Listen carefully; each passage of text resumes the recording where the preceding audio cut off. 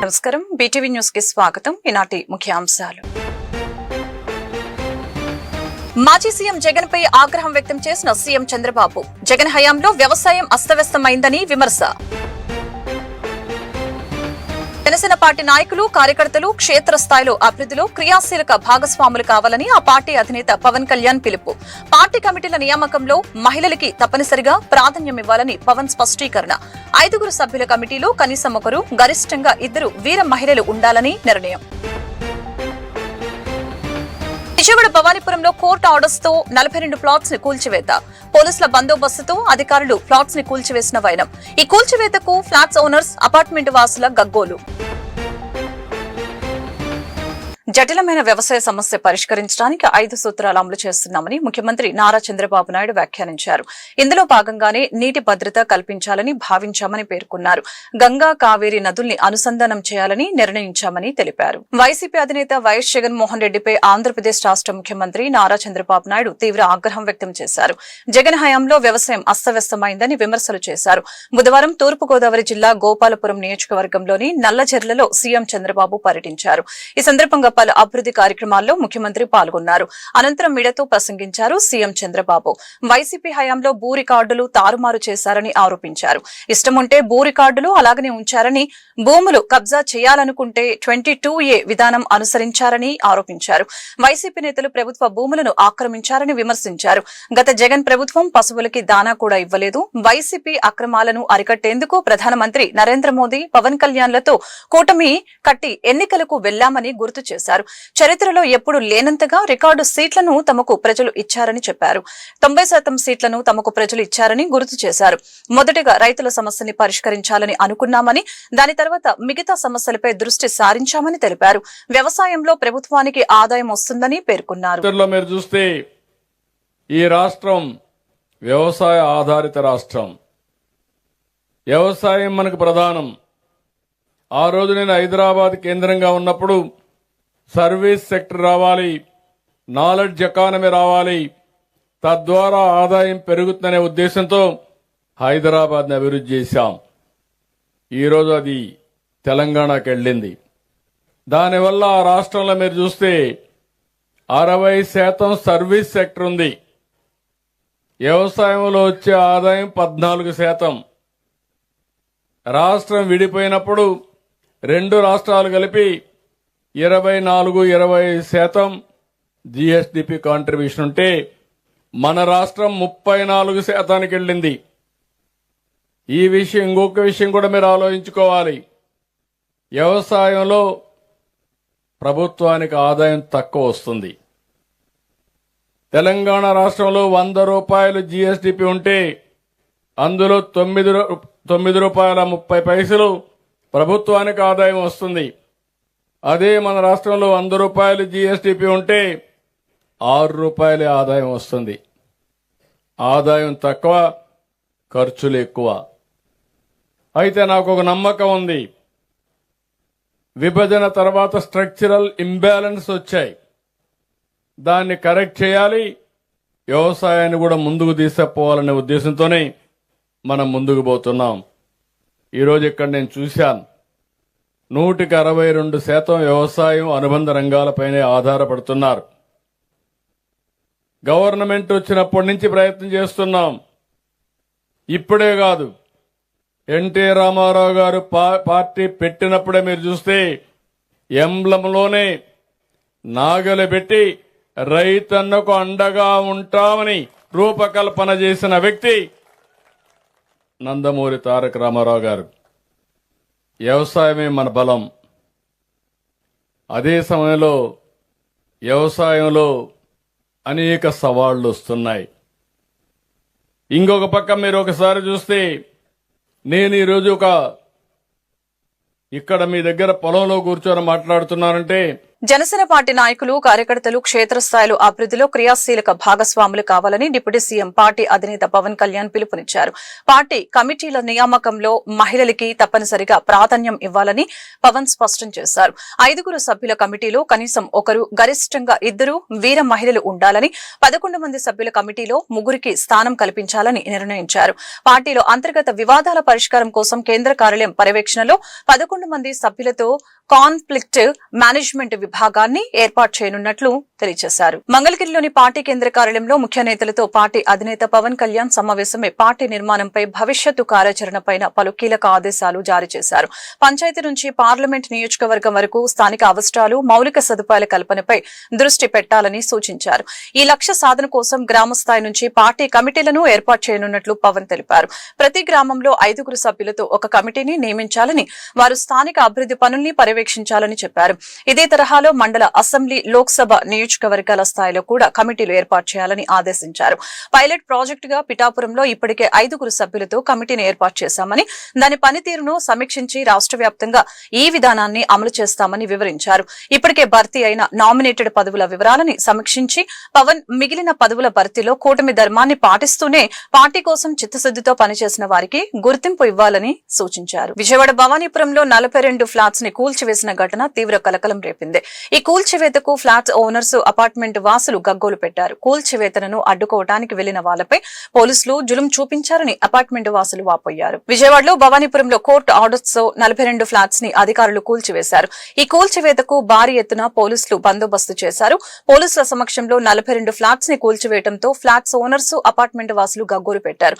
ఎంతమంది కూటమి ప్రభుత్వ నేతలు ఫ్లాట్స్ ఓనర్ కి భరోసా ఇచ్చినా ఫలితం శూన్యమని ఆవేదన వ్యక్తం చేశారు. ఒక పక్క ఫ్లాట్స్ కూలుస్తూనే మరొక పక్క అపార్ట్మెంట్ వాసులకు దారి లేకుండా చేస్తున్నారని ఆరోపించారు. ఇంతకు ముందు దారి ఉండేదని, ఇప్పుడు Lakshmi Rama cooperative building society వారు కోర్టు గెలిచి ఈ రోజు అపార్ట్మెంట్ కి దారి లేకుండా గోడలు కడుతున్నారని ఆవేదన వ్యక్తం చేశారు. గత 25 సంవత్సరాల నుంచి వెంచర్ లో తమ ఫ్లాట్స్ కొనుగోలు చేసి బ్యాంకు లోన్ తో ఇల్లు నిర్మించుకొని ఉన్నామని అపార్ట్మెంట్ వాసులు తెలియజేశారు. ఇప్పుడు Sri Lakshmi Rama cooperative building society వారు కోర్టులో మేము గెలిచామని, మీరు ఇల్లు ఖాళీ చేయాలని గత 5 నెలల నుంచి తమపై ఒత్తిడి తెచ్చారని అన్నారు. ఈ రోజు ఉదయం కోర్టు ఆర్డర్స్ తో వచ్చి ఫ్లాట్స్ ని కూల్చివేశారని ఆవేదన వ్యక్తం చేశారు.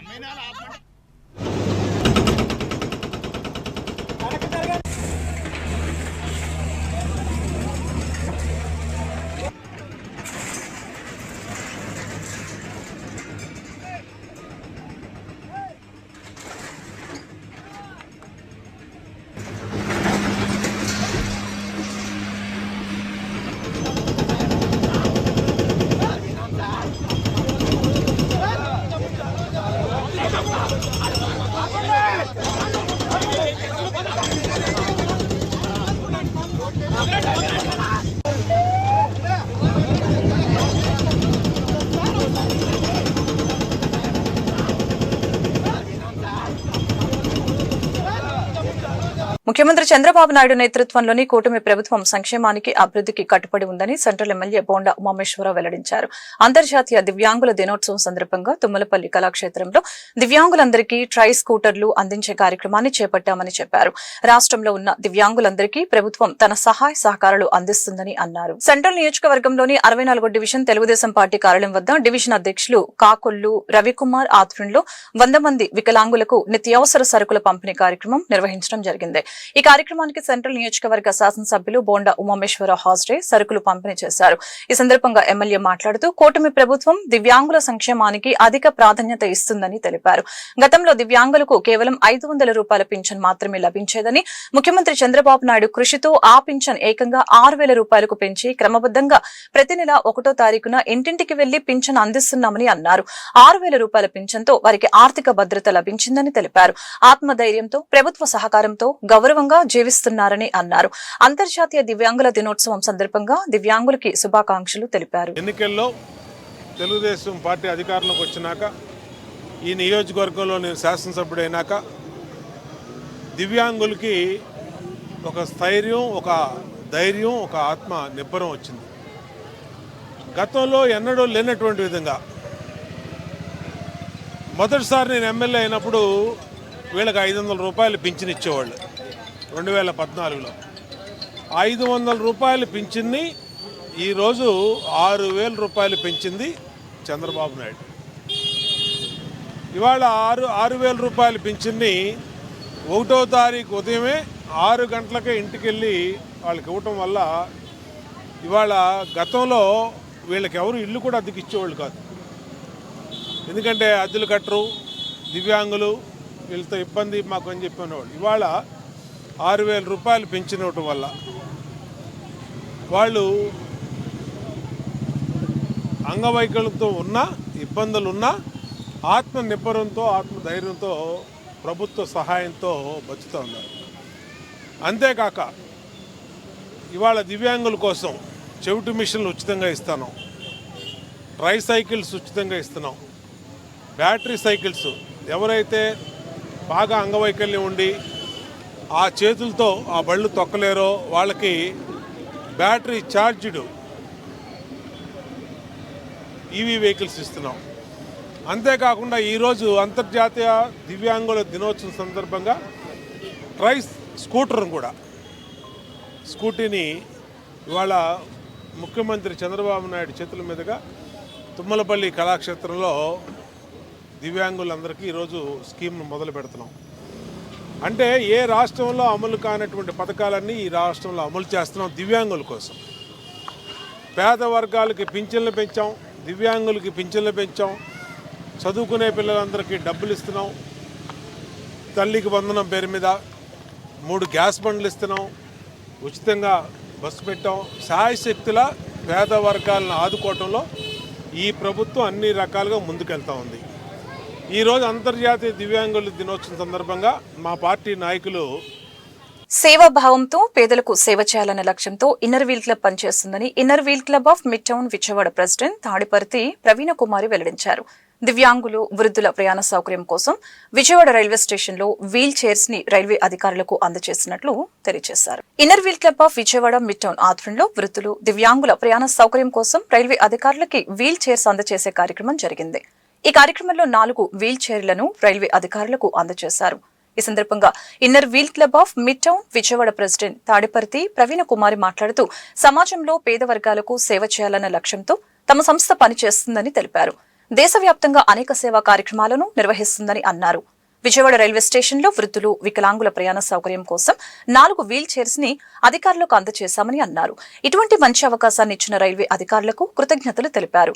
స్టేషన్ డైరెక్టర్ ఎం శైలజ మాట్లాడుతూ మరెన్నో సేవా కార్యక్రమాలను ఇన్నర్ వీల్ క్లబ్ ఆధ్వర్యంలో చేయాలని ఆశాభావం వ్యక్తం చేశారు.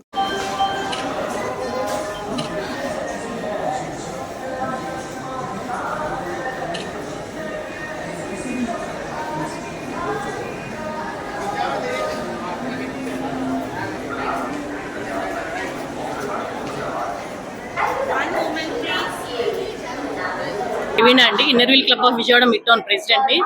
మాది ఇది ఒక లేడీస్ సర్వీస్ ఆర్గనైజేషన్ అండి. With number of 200 members ladies ఉన్నాం. సో ఇవాళ ఈ రైల్వే స్టేషన్ లో మేము ఒక 4 ఏబుల్డ్ పీపుల్ కి, ప్యాసింజర్స్ కి, పెద్దవాళ్ళకి, ఏమైనా హ్యాండిక్యాప్ వాళ్ళకి కానీ ఉపయోగపడాలన్న ఉద్దేశంతో 4 కుర్చీలు స్పాన్సర్ చేయడం జరిగిందండి. ఇంత మంచి అవకాశాన్ని, ఇంత మంచి ప్లాట్ఫామ్ ఇచ్చిన మాకు రైల్వే అధికారులకి చాలా చాలా కృతజ్ఞతలు అండి. Thank you so much. మాకు అవకాశం ఉన్నంత వరకు సాయశక్తుల ఆ దేవుని కృప వల్ల చేయాల్సింది తప్పకుండా చేస్తామని మేడం గారికి, సార్స్ అందరికి నేను సభాముఖంగా మా క్లబ్ తరఫు మెంబర్స్ అందరి నుంచి నేను చెప్తున్నానండి. Thank you so much madam. Thank you so much sir. Director Vijayawada.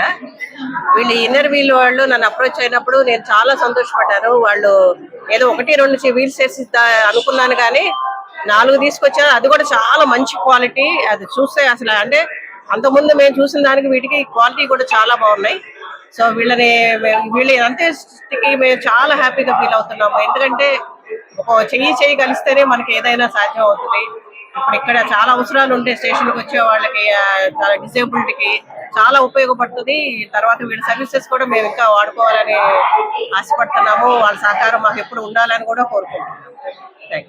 City station Vijayawada ఈ ఇన్నర్ వీల్ వాళ్ళు చేసేది రైల్వే ప్రయాణికుల కోసం వాళ్ళ అమ్యూనిటీస్ చూస్తున్నారు. మంచిది, ఇంకా ఫ్యూచర్లో చేయాలని కోరుకుంటూ ఆశిస్తాను. తూర్పు నియోజకవర్గంలోని సమస్యలకు శాశ్వత పరిష్కారం చూపేలాగా చర్యలు తీసుకుంటున్నామని ఎమ్మెల్యే గద్దె రామ్మోహన్ తెలిపారు. గీతానగర్ కట్ట, భూపేష్ గుప్తా నగర్ ప్రాంతంలో భూగర్భ డ్రైనేజీ సమస్యకు కూడా శాశ్వత పరిష్కారం చూపేలాగా చర్యలు తీసుకుంటున్నామని అన్నారు.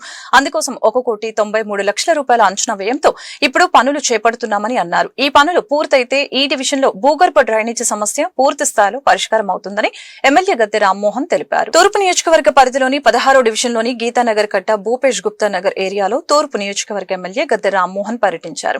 స్థానికంగా ఉన్న సమస్యల్ని ఆయన స్థానికుల్ని అడిగి తెలుసుకున్నారు. స్థానికులు తెలియజేసిన సమస్యల్ని పరిష్కరించాల్సిందిగా ఆయా విభాగాల అధికారులను ఆయన కోరారు. అనంతరం 1,93,00,000 వ్యయంతో చేపట్టిన భూగర్భ డ్రైనేజీ పనులకు ఎమ్మెల్యే గద్దె రామ్మోహన్ శంకుస్థాపన చేశారు. ఈ సందర్భంగా ఎమ్మెల్యే గద్దె రామ్మోహన్ మాట్లాడుతూ ఈ డివిజన్ లో డ్రైనేజీ సమస్యకు శాశ్వత పరిష్కారం చూపేందుకు ఇప్పుడు ఈ పనులకు శంకుస్థాపన చేస్తున్నామని అన్నారు. ఏ సమస్యకైనా శాశ్వత పరిష్కారం చూపేలాగా కూటమి ప్రభుత్వం చర్యలు తీసుకుంటుందని తెలిపారు. ఏపీఐఐసి కాలనీలోని నివాసాల దగ్గర వర్షం వచ్చినప్పుడు ఇళ్ల ముందు రోజుల తరబడి వర్షం నీరు నిల్వ ఉండేదని చెప్పారు. వర్షం వచ్చినప్పుడు ఆ ప్రాంత వాసులు ఇళ్లకు తాళాలు వేసి మరొక ప్రాంతానికి అద్దెలకు వెళ్లేవారని చెప్పారు. అంత తీవ్రమైన సమస్యను తమ ప్రభుత్వం అధికారంలోకి వచ్చిన తర్వాత మెడ్రాస్ ఐఐటి నిపుణులకు చూపించి ప్రత్యేకంగా నిధులు మంజూరు చేయించుకుని పనులు చేపట్టి పూర్తి చేశామని తెలియజేశారు. డివిజన్ నాయకులు రత్నం రమేష్ మాట్లాడుతూ 16వ డివిజన్ లో డ్రైనేజీ సమస్యను పరిష్కరించడానికి ఎమ్మెల్యే గద్దె రామ్మోహన్ చర్యలు తీసుకోవడం చాలా సంతోషంగా ఉందని తెలిపారు. మాజీ కార్పొరేటర్ ఉమ్మడిశెట్టి బహదూర్ మాట్లాడుతూ డివిజన్ లో ఎప్పటి నుంచో ఉన్న భూగర్భ డ్రైనేజీ సమస్యను శాశ్వతంగా పరిష్కరించడానికి ఎమ్మెల్యే గద్దె రామ్మోహన్ చర్యలు తీసుకుంటున్నందుకు ప్రత్యేకంగా కృతజ్ఞతలు తెలిపారు. 17-18 డివిజన్ల అండర్ గ్రౌండ్ డ్రైనేజ్ ప్రాబ్లానికి శాశ్వతమైన పరిష్కారం కోసం సుమారు 1,93,00,000తో ఒక సంపుని ఏర్పాటు చేయడం జరుగుతోంది. ఆ 2 డివిజన్లో గత 10 సంవత్సరాల నుంచి కూడా చాలా ఇబ్బంది పడుతూ ఉన్నారు పబ్లిక్. మధ్యలో 2014-19లో ప్రత్యేకమైన నిధులు తీసుకుని ఆ రోజు ట్రంక్ లైన్ కూడా ఏర్పాటు చేసినది కొంత తగ్గింది. కానీ ఇంకా పాపులేషన్ రోజు రోజుకి పెరగటం వల్ల అక్కడ అదేవిధంగా ఇరుకైన సందుల వలన ఈ రకరకాల ఇబ్బందులతో దానికి ఫ్రీ ఫ్లో కావాలి అని చెప్పి ఇంజనీర్లు నిర్ణయించి దానికల్లా పరిష్కారం ఒక సంపుని ఏర్పాటు చేసి సుమారు 1,93,00,000 వ్యయాన్ని ఆ 2 డివిజన్ల కోసం వెచ్చించడం జరుగుతూ ఉంది. ఎప్పుడు కూడా సమస్యని దాని మీద సున్నితంగా సూక్ష్మంగా దాన్ని పరిశీలన చేసినా లేదా సమస్యని మనం పరిష్కారం చేయాలని తప్పనుండి ఇదే విధంగా మీకు అందరికీ తెలుసు ఏపీఐసి కాలనీ గత 30 సంవత్సరాల నుంచి చిన్నపాటి వర్షానికి కాలనీ మొత్తం మునిగే పరిస్థితులు ఉండగా వర్షాకాలం వచ్చిందంటే అందరూ తాళాలు వేసుకుని వేరే చోట అద్దులుకుండేవారు. వర్షాకాలం పోయితే మళ్ళీ వచ్చేవాళ్ళు. అలాంటి పరిస్థితి 2014-19లో ఇంజనీర్ల యొక్క సహకారంతో అవసరమైతే మద్రాస్ ఐఐటి వాళ్ళ సహకారం కూడా తీసుకుని అక్కడ ఈ రోజున చుక్క నీరు వర్షం వచ్చిన తర్వాత కేవలం అరగంట లోపు నీరంతా కూడా వెళ్ళిపోయేటట్టుగా శాశ్వతమైన పరిష్కారం ఆ రోజు కూడా 2-3 కోట్లు ఖర్చు పెట్టి చేయడం జరిగింది. సో ఆ విధానంలోని ఇక్కడ కూడా చేయాలని చెప్పి ఆలోచన చేసి మరి అలాంటి కార్యక్రమాన్ని చేపడతా ఉన్నాం. అధికారులు సామ్రాజ్యం గారు ఈ గారు కానీ లేదా సిఈ గారు అంతకుముందున్న సిఈ గారు కానీ ఇప్పుడున్న సిఈ గారు కానీ ఇప్పుడు అందరూ కూడా పరిశీలించి దీనికోసం 1,93,00,000 ఖర్చు పెట్టి ఈ రోజున ఇది చేయడం దానికి శంకుస్థాపన కూడా చేశాం. మరి కాంట్రాక్టర్ గారిని కూడా మేము 17, 18 మరియు 16 డివిజన్లో ఉన్నటువంటి భూపేష్ గుప్తా నగర్ కావచ్చు, తారక రామానగర్ కావచ్చు, వీళ్ళ యొక్క వాడుక నీరు యూజీడీ లేదు. 3 లక్షల క్యూసెక్లు వాటర్ కృష్ణానదికి వస్తే ఇక్కడున్న లాకులు మూసేయాల్సి వస్తుంది. ఆ మూసేయటం మూలంగా ఈ ప్రధానమైనటువంటి 2 ప్రాంతాలు కూడా జలమయం అవడంతో పాటు వాళ్ళ యొక్క యూసేజ్ అంటే లిటిల్ వాటర్ కావచ్చు, డైలీ వాటర్ కావచ్చు, చాలా సతమతం అవుతూ ఉన్నారు. రోగాల బారిన కూడా పడుతూ ఉన్నారు. ఇలాంటి ప్రాధాన్యతాక్రమైనటువంటి పనిని మరి మన ఎల్లప్పుడూ ప్రజల్లో ఉన్నటువంటి నాయకులు మన తూర్పు నియోజకవర్గ శాసనసభ్యులు గద్దె రామ్మోహన్ గారి చొరవతో ఈ సమస్యకి శాశ్వతమైన పరిష్కారం చూపించడం జరిగింది. కనుక ఆయనకి ప్రత్యేకమైన కృతజ్ఞతలు తెలియజేస్తాం. గన్నవరం నియోజకవర్గంలో గత కొన్నేళ్లుగా వేళ్లూనుకున్న అరాచకాలకు, ప్రైవేట్ పంచాయతీలకు చరమగీతం పాడి గన్నవరం ప్రజలు అభివృద్ధికి పట్టం కట్టారని గన్నవరం ఎమ్మెల్యే యార్లగడ్డ వెంకట్రావు స్పష్టం చేశారు. ప్రజల ఆకాంక్షల మేరకు గన్నవరాన్ని అభివృద్ధి చేస్తానని భరోసా ఇచ్చారు. నియోజకవర్గంలో 15,000 ఉద్యోగాల కల్పన లక్ష్యంగా పనిచేస్తున్నానని తెలిపారు. విజయవాడ రూరల్ మండలం అంబాపురం గ్రామంలో బుధవారం పలు అభివృద్ధి పనుల శంకుస్థాపన కార్యక్రమంలో ఎమ్మెల్యే యార్లగడ్డ పాల్గొన్నారు. 78 లక్షల డిఎంఎఫ్టి నిధులతో 1.28 లక్షల లీటర్ల సామర్థ్యం గల వాటర్ ట్యాంక్ నిర్మాణానికి 6 లక్షలు గ్రామ పంచాయతీ నిధులు, 6 లక్షల మండల పరిషత్తు నిధులతో చేపట్టిన క్రికెట్ బాక్స్ నిర్మాణానికి 20.60 లక్షల మండల పరిషత్తు నిధులతో చేపట్టిన 5 సిమెంట్ రోడ్లకు భూమి పూజ చేశారు. ఈ సందర్భంగా జరిగిన సభలో యార్లగడ్డ మాట్లాడుతూ గన్నవరంలో అరాచక పాలన అంతమై అభివృద్ధి పాలన సాగుతుందని తెలిపారు. రెవెన్యూ అధికారుల సహకారంతో గత పాలకులు ప్రభుత్వ భూములు ఆక్రమించుకున్నారని, ప్రభుత్వ భూములు ఆక్రమిస్తూ ఉంటే స్థానికులు చోద్యం చూస్తూ ఉండటం సరికాదని మండిపడ్డారు. ఆక్రమణలపై అధికారులకు లేదా తమ కార్యాలయంలో సమాచారం ఇవ్వాలని యార్లగడ్డ కోరారు. నిరుద్యోగ యువతకు ఉద్యోగ ఉపాధి అవకాశాలు కల్పిస్తేనే అభివృద్ధి సాధ్యమవుతుందని ఈ సందర్భంగా తెలియజేశారు. ఈ కార్యక్రమంలో ఏఎంసీ చైర్మన్ గూడవల్లి నరసింహారావు, మండల టీడీపీ అధ్యక్షులు గొడ్డల్ల చిన్న రామారావు, గ్రామ సర్పంచ్ గండికోట సీతయ్య తదితరులు పాల్గొన్నారు.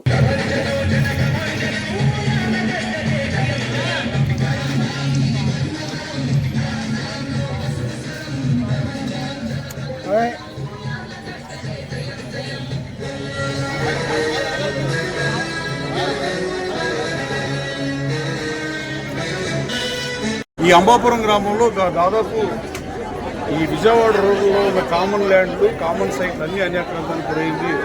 చరిత్ర చెప్పే నిజం ఎక్కడ ఏ గ్రామంలో కూడా లేదు. గ్రామస్తులందరూ చోద్యం చూసి అది ఎవడో ఒక రాజకీయ నాయకుడు తింటే కూర్చొని చూస్తూ ఉండడంలో ప్రజల భాగస్వామ్యం కూడా ఉండాల్సిన అవసరం ఉంది. ప్రభుత్వం కాపాడడానికి ప్రజలు బాధ్యతాయుతంగా లేకపోతే నాయకులు ఎవడో పార్టీ వాడు ఏదో చేస్తుంటారు.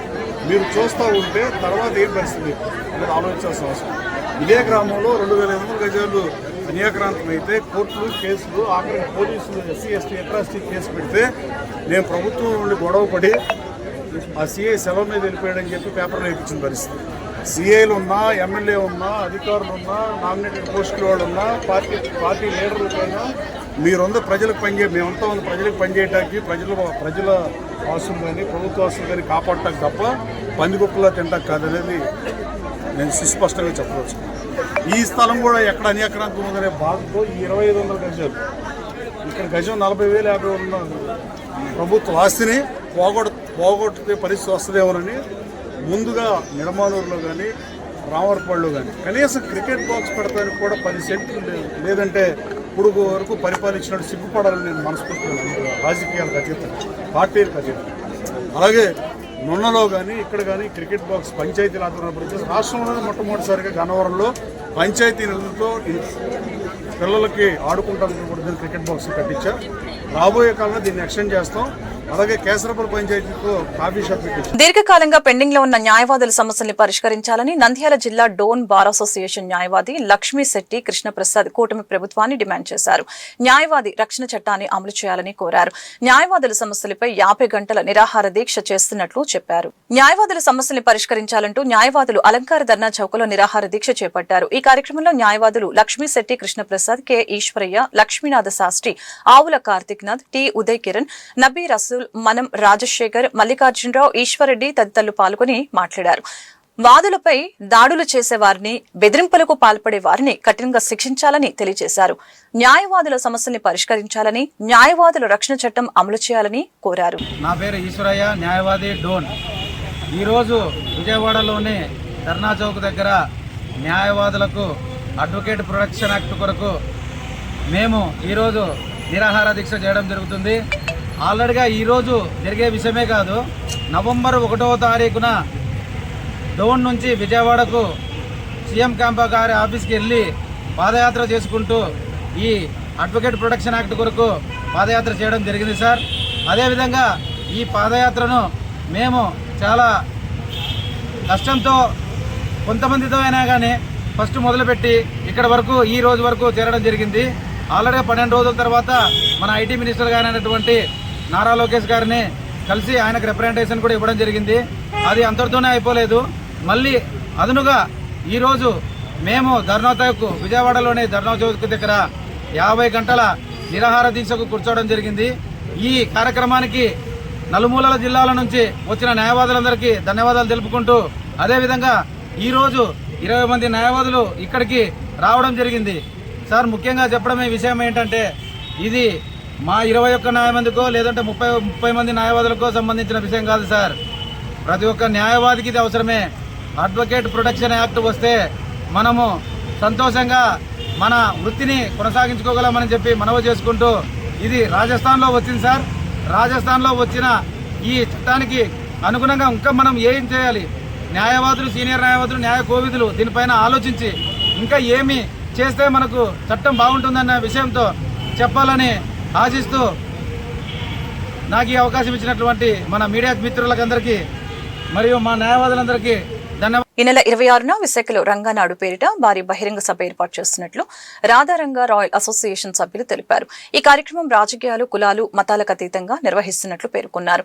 ఈ కార్యక్రమంలో ప్రజలు పెద్ద ఎత్తున పాల్గొని విజయవంతం చేయాలని కోరారు. వంగవీటి మోహనరంగ వర్ధంతి సందర్భంగా డిసెంబర్ 26న విశాఖలో రంగానాడు పేరిట భారీ బహిరంగ సభ ఏర్పాటు చేస్తున్నట్లు రాధారంగ రాయల్ అసోసియేషన్ ప్రకటించింది. ఈ సభ పోస్టర్ ని రంగ కుమార్తె వంగవీటి ఆశా కిరణ్ ఆవిష్కరించారు. కార్యక్రమంలో వంగవీటి సంతన్ కుమార్, గాదే బాలాజీ, ఆమంచి స్వాములు, సుధాకర్ నాయుడుతో సహా కాపు సంఘాల నేతలు పాల్గొన్నారు. ఈ సందర్భంగా ఆశా కిరణ్ మాట్లాడారు. రంగ అభిమానులందరి కోసం నిర్వహిస్తున్న ఈ సభ కుల, మత, రాజకీయాలకు అతీతంగా జరుగుతుందని తెలియజేశారు. తాను ఎటువంటి రాజకీయ నిర్ణయం తీసుకోలేదని, ప్రస్తుతం చారిటబుల్ కార్యక్రమాలపై దృష్టి పెడుతున్నట్లు తెలిపారు. భవిష్యత్తులో ఏ నిర్ణయం వచ్చినా సరైన సమయంలో ప్రకటిస్తానని తెలిపారు. వంగవీటి రాధాకృష్ణతో ఎలాంటి విభేదాలు లేవని, రేపటి విశాఖ సభకు ఆయన్ను ఆహ్వానించినట్లు తెలియజేశారు. రాజకీయాలకు అతీతంగా ఈ సభను ఏర్పాటు చేస్తున్నట్లు తెలిపారు. ఈ సభకు లక్షలాది మంది రాధారంగ అభిమానులు పెద్ద ఎత్తున తరలి రావాలని పిలుపునిచ్చారు. రంగనాడు ప్రోగ్రామ్ కి అందరూ వచ్చి మీ దీవెనలు ఇస్తారని, రంగా గారి అభిమానులందరూ వస్తారని నేను కోరుకుంటున్నాను. రాధారంగ మిత్ర మండలి, రాధారంగ రాయల్స్, రంగా అభిమాన సంఘాలందరికీ ఇదే నా ఆహ్వానం. ప్రస్తుతానికి నేను ఏ రాజకీయ ప్రవేశం చేయట్లేదండి. ఎందుకనంటే నా టార్గెట్ రాధారంగ మిత్ర మండలి, దాన్ని బలపరచడం. అది ఎక్కడికక్కడ డివిజన్స్ కింద విడిపోయింది, దాన్ని స్ట్రెంగ్తన్ చేయాలి. నా టీం వర్క్ అనేది నేను చేయాలి. ఆ తర్వాతే ఏ రాజకీయ నిర్ణయం అనేది నేను తీసుకుంటాను. సో ప్రస్తుతానికి ఎలాంటి నిర్ణయం నేను తీసుకోవట్లేదు. అది మా వాళ్ళని కలవటం నా మెయిన్ ఎయిమ్. ఆయనకి ఇన్విటేషన్ ఇచ్చామండి. ఆయనకి ఆల్రెడీ ప్రీఫిక్స్ ప్రోగ్రామ్స్ ఉన్నాయి. అవి కనుక అయిపోతే వస్తానని అన్నారు. సో అది ఆయన వీలు బట్టి ఉంటుంది. అది మేడం, ఏదైతే ఆశయాల సాధన అన్నారు, ఆశయాల సాధనలో ఏమేమి ఎజెండాగా పెట్టుకున్నారు? ఆశయ సాధనాలనంటే పేద, బడుగు, బలహీన వర్గాల కోసం ఆయన ఎప్పుడు నిలబడ్డారు. అది ఆయన ఆశయం. వాళ్ళ కోసం నిలబడ్డారు. సో ఆయన ఆశయం ఏంటి అంటే పేద, బడుగు, బలహీన వర్గాల కోసం ఏదైతే నిలబడి వాళ్ళ కోసం పోరాటం చేసి ఎన్నో ఉద్యమాలు చేపట్టారు ఆయన. నేను కూడా ఆయన బాటలోనే నడవాలని నేను అనుకుంటున్నాను. సో హ్యుమానిటేరియన్గా, ఒక సోషల్ కాజ్గా నేను వచ్చాను. మా రాధారంగ మిత్ర మండలి కూడా ఇదే పని చేస్తారు. సో వాళ్ళకి ఒక స్ట్రెంత్గా నేను నిలబడాలని నేను కోరుకుంటున్నాను. ఫ్యూచర్ ప్రణాళిక మీకు తప్పకుండా ఇస్తానండి. ఎందుకంటే రోడ్ మ్యాప్ అనేది మేము క్రియేట్ చేస్తున్నాము.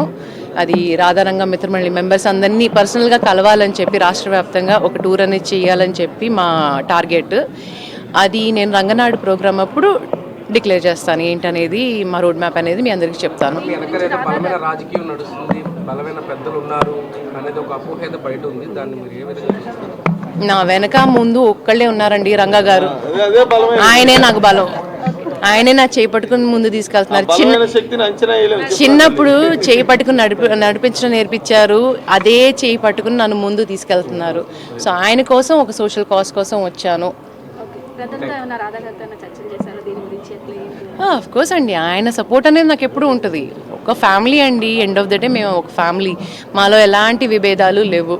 అది ఆయన రాజకీయాల్లో ఉన్నారు, నేను సోషల్ కాజ్ కోసం వచ్చాను.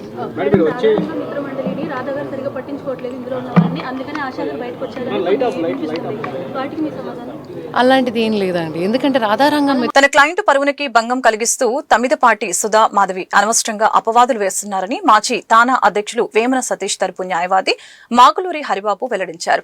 ఎన్నికల్లో ఎమ్మెల్యే సీట్ ఇప్పిస్తామని 7 కోట్లు తీసుకున్నారని ఆరోపణలు చేశారని, ఈ విషయంపై పరువు నష్టం దావా వేయడం జరిగిందని చెప్పారు. 7 కోట్లు ఇచ్చినట్లు ఆధారాలు ఉంటే కోర్టు ముందు ఉంచాలని చెప్పారు. మాజీ తానా అధ్యక్షుడు వేమన సతీష్ తరపు న్యాయవాది మాగులూరి హరిబాబు మంగళవారం గాంధీనగర్ ప్రెస్ క్లబ్ లో మీడియాతో మాట్లాడారు. ఈ సందర్భంగా ఆయన మాట్లాడుతూ తన క్లయింట్ వేమన సతీష్ పై తమిదపాటి సుధా మాధవి అసత్య ఆరోపణలు చేస్తూ సోషల్ మీడియాలో ప్రచారం చేస్తున్నారని అన్నారు. ఈ క్రమంలో తన క్లయింట్ వేమన సతీష్ పరువుకి భంగం కలిగిన నేపథ్యంలో కోర్టులో 10 కోట్లకు పరువు నష్టం దావా వేయడం జరిగిందని తెలిపారు. ఎమ్మెల్యే సీట్ ఇప్పిస్తామని 7 కోట్లు తీసుకున్నారని అభియోగం చేశారని తెలిపారు. ఒకవేళ నిజంగా ఇచ్చి ఉంటే 2 సంవత్సరాలుగా ఎందుకు జాప్యం చేశారని ప్రశ్నించారు. మీరు చేసే ప్రతి ఆరోపణని కోర్టు పరిగణలోకి వస్తుందని అన్నారు. పరువుకి నష్టం కలిగే చర్యలు చేయడం సరైన విధానం కాదని తెలిపారు. కాలంలో థానా అధ్యక్షులు మాజీ అధ్యక్షులైన వేమన సతీష్ గారికి 7 కోట్ల రూపాయలు ఎమ్మెల్యే టికెట్ కోసం ఇచ్చి వారి ద్వారా మోసగింపబడ్డాను అని ప్రెస్ ముందుకు వచ్చినటువంటి సుధా మాధురి తమిదపాటి మరియు వారి భర్త మురళి 7 కోట్ల రూపాయలను వారు వేమన సతీష్కు ఇచ్చి నాకు అసెంబ్లీ టికెట్ ఇస్తానని చెప్పి మోసం చేశారనేటువంటి ఆరోపణలు వారి మీద వేయడం జరిగింది. ఇప్పటికీ వేమన సతీష్ గారి యొక్క నిజంగానే మిమ్మల్ని గనక మోసం చేసి ఉంటే ఇప్పటికీ ఎలక్షన్స్ అయిపోయి 2 సంవత్సరాల కాలం జరిగింది. ఏం చేస్తున్నారు తమరు? ఎందుకని ఇంత ఆలస్యంగా మీరు ముందుకు వస్తున్నారు? ఒకటి, మీ దగ్గర ఏమైనా ప్రాథమిక ఆధారాలు ఉంటే కోర్టు ద్వారా కానీ లేదా పోలీస్ వ్యవస్థ ద్వారా కానీ, భారతదేశంలో అతి గొప్ప న్యాయ వ్యవస్థ ఉంది. ఈ న్యాయ వ్యవస్థలో మీకు జరిగిన అన్యాయాన్ని ప్రశ్నించేందుకు చాలా అవకాశాలు ఉన్నాయి. మీరు ఇంతవరకు మీకు ఎటువంటి దురుద్దేశం లేకపోతే ఇప్పటి వరకు మీరు ఎందుకు ముందు రాలేదు? నా క్లయింట్ వేమన సతీష్ గారు థానా ప్రెసిడెంట్గా, అధ్యక్షులుగా మరియు అనేక సామాజిక కార్యక్రమాలు లక్షల కొలది రూపాయలు వెచ్చించి సామాజిక కార్యక్రమాలు అమెరికా మరియు ఇండియా మరియు ప్రవాస భారతీయుల యొక్క క్షేమాన్ని ఉద్దేశించి అనేక కార్యక్రమాలు చేయడం జరిగింది. తద్వారా వారికి సొసైటీలో ఒక ప్రముఖ స్థానం ఉంది. ఆ ప్రముఖ స్థానానికి ఉద్దేశించినటువంటి కొంతమంది ఆ స్థానాన్ని చెడగొట్టాలనేటువంటి కొంతమంది కుహనా సంస్కర్తలు, కుహనా మేధావులు వీరి యొక్క దివ్యాంగుల అభివృద్ధికి కేంద్ర రాష్ట్ర ప్రభుత్వాలు సహకరించాలని అఖిల భారత యూకో బ్యాంక్ దివ్యాంగ జన్ వెల్ఫేర్ అసోసియేషన్ అధ్యక్షులు శ్రీనివాసులు విజ్ఞప్తి చేశారు. దివ్యాంగులకు చట్టబద్దంగా అందవలసిన సంక్షేమ ఫలాలు సక్రమంగా అందేలాగా చూడాలని ప్రభుత్వాలను డిమాండ్ చేశారు. ప్రపంచ వికలాంగుల దినోత్సవాన్ని పురస్కరించుకుని అఖిల భారత యూకో బ్యాంక్ దివ్యాంగ జన్ వెల్ఫేర్ అసోసియేషన్ ఆధ్వర్యంలో గాంధీనగర్ ప్రెస్ క్లబ్ లో దివ్యాంగుల సదస్సు నిర్వహించడం జరిగింది. ఈ సందర్భంగా నిర్వహించిన విలేకరుల సమావేశంలో అధ్యక్షుడు శ్రీనివాసులు మాట్లాడారు. చట్టసభలలో చట్టబద్దతగా జరిగే విధానాల్లో అన్ని వర్గాల వారితో పాటు దివ్యాంగులకు కూడా ప్రాధాన్యత ఉండేలాగా చర్యలు తీసుకోవాలని కేంద్ర రాష్ట్ర ప్రభుత్వాలను కోరారు. దివ్యాంగుల కోసం చట్టబద్దం చేసిన సంక్షేమ ఫలాలు అందుబాటులో ఉండేలాగా చూడాల్సిన బాధ్యత ప్రభుత్వాలదేనని తెలిపారు. ఈ సమావేశంలో కమిటీ సభ్యులు వెంకట్రావు, ఏడుకొండలు, డి శివ, శామ్ తదితరులు పాల్గొన్నారు. డిసెంబర్ 3 ఈరోజు ప్రపంచ వికలాంగుల దినోత్సవం సందర్భంగా మా సంస్థ ప్రభుత్వాలు అమలుపరిచే ఎటువంటి సర్క్యులర్లు కూడా అందరూ ప్రజలకి అందుబాటులో రావాలని, అవి ప్రభుత్వాలు ఇచ్చే ప్రతి సర్క్యులర్లు అందరికీ ఉపయోగకరంగా అమలుపరిచేలాగా ఉండాలని మేము ఈ ప్రయత్నాన్ని చేస్తున్నాం. గత 3 ఏళ్లుగా ప్రభుత్వం ఇచ్చే ప్రతి సర్క్యులర్ కానివ్వండి ఏదైనా చేసినప్పటికీ మా ద్వారా మేము ప్రజలకి అందుబాటులో ఉండేలాగా చట్టాలని అమలుపరిచేలాగా చూడటం అనేది చూస్తున్నాము. చట్టాలు 2016లో చట్టం వచ్చినప్పటికీ అది ఇప్పటికీ పూర్తిగా అమలు కావడం లేదని మా అభిప్రాయం. అమలు అవ్వాలని మేము కోరుకుంటున్నాం. అది అమలు అయ్యేలాగా ప్రతి ఒక్కరూ వాళ్ళ వంతు ప్రయత్నం చేయాలని మా ముఖ్య. వార్తలు ముగించే ముందు ముఖ్యాంశాలు మరొకసారి. మాజీ సీఎం జగన్ పై ఆగ్రహం వ్యక్తం చేసిన సీఎం చంద్రబాబు. జగన్ హయాంలో వ్యవసాయం అస్తవ్యస్తమైందని విమర్శ. జనసేన పార్టీ నాయకులు కార్యకర్తలు క్షేత్రస్థాయిలో అభివృద్ధిలో క్రియాశీలక భాగస్వాములు కావాలని ఆ పార్టీ అధినేత పవన్ కళ్యాణ్ పిలుపు. పార్టీ కమిటీల నియామకంలో మహిళలకి తప్పనిసరిగా ప్రాధాన్యమివ్వాలని పవన్ స్పష్టీకరణ. 5 సభ్యుల కమిటీలో కనీసం ఒకరు, గరిష్టంగా 2 వీర మహిళలు ఉండాలని నిర్ణయం. విజయవాడ భవానీపురంలో కోర్టు ఆర్డర్స్ తో 42 ప్లాట్స్ ని కూల్చివేత. పోలీసుల బందోబస్తుతో అధికారులు ప్లాట్స్ ని కూల్చివేసిన వైనం. ఈ కూల్చివేతకు ఫ్లాట్స్ ఓనర్స్, అపార్ట్మెంట్ వాసుల గగ్గోలు. ఈ వార్తలు ఇంతటితో సమాప్తం. మరొక బులెటిన్ మళ్ళీ కలుద్దాం. నమస్కారం.